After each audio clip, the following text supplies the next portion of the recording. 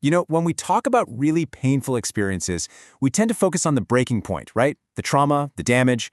But what if that's only half the story? What if, on the other side of all that pain, there's this incredible resilience, a profound transformation just waiting to happen? Let's dig into that idea.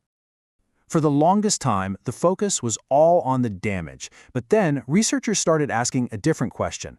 What about the people who don't just survive something awful, but actually seem to come out of it stronger? This isn't just about bouncing back, it's about the potential for some pretty profound growth. And there's actually a name for this. It's called post-traumatic growth. It's way more than just getting back to normal. It's a huge psychological shift where a crisis can, believe it or not, lead to an even higher level of functioning than before. But before we can get to the growth part, we have to get real about the damage. Because this isn't just about hurt feelings. A toxic relationship has a real, measurable, physiological impact on your brain and your body.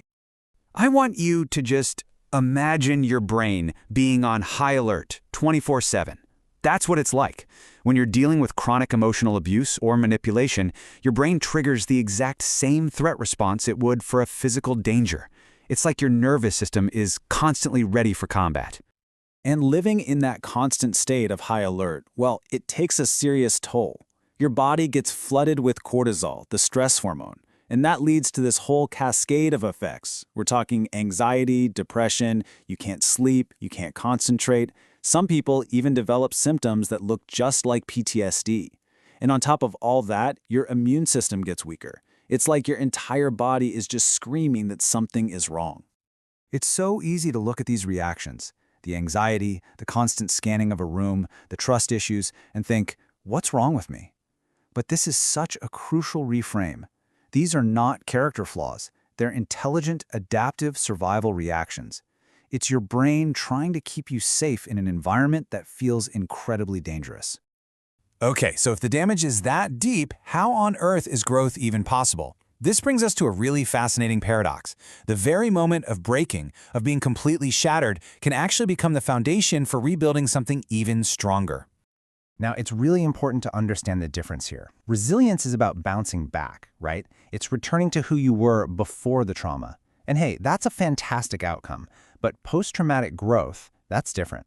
That's about taking the broken pieces of your shattered worldview and rebuilding yourself into someone new, and often someone stronger.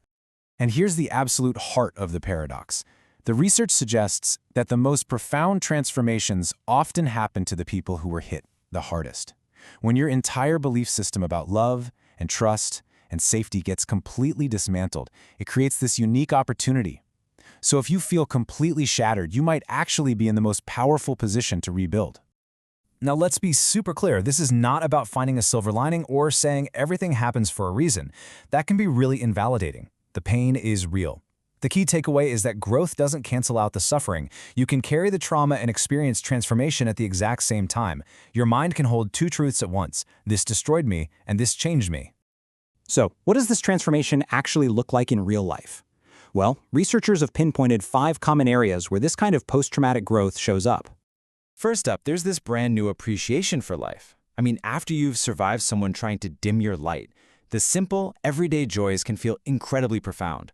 A quiet cup of coffee, a peaceful moment, those things take on a whole new, beautiful meaning. Second, your relationships change. Big time. Survivors tend to build deeper, more authentic connections with people who truly see them.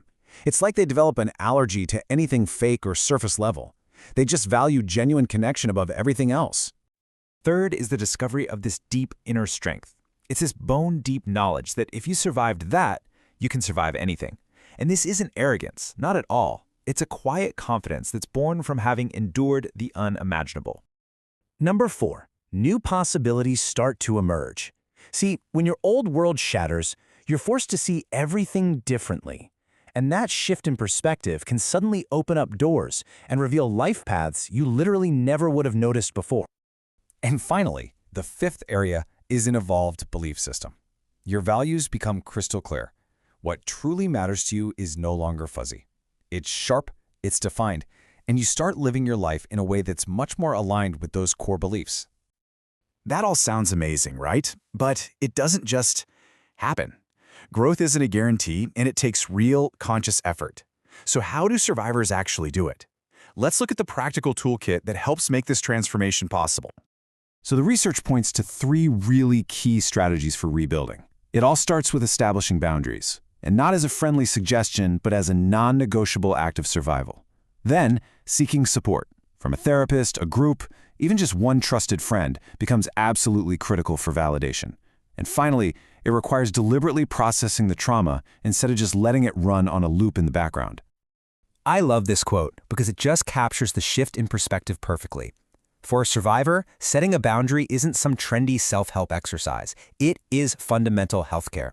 It's the signal to your nervous system that the war is over and it's finally safe to stand out. Now, when it comes to processing what happened, there's a really crucial distinction to make. On one hand, you have intrusive rumination. That's when painful thoughts and memories just invade your mind and keep you stuck. But then there's something called deliberate rumination, and that's the conscious, active process of trying to make sense of what happened. That's the kind of processing that actually leads to growth. So, as we wrap this up, let's just reframe that whole idea of being damaged. Yes, toxic relationships leave marks. Of course they do. The anxiety, the trust issues, you can think of those as the scars. But for people who experience post-traumatic growth, those marks become maps. They guide them, showing them where they've been and, more importantly, where they refuse to ever go again. And ultimately, that's what the psychology of surviving is all about. It's not about being unbreakable. It's about discovering that even after you've been shattered, you still have agency. You get to choose how you put the pieces back together. And sometimes, those repaired places, now informed by so much wisdom and strength, become the most powerful parts of who you are.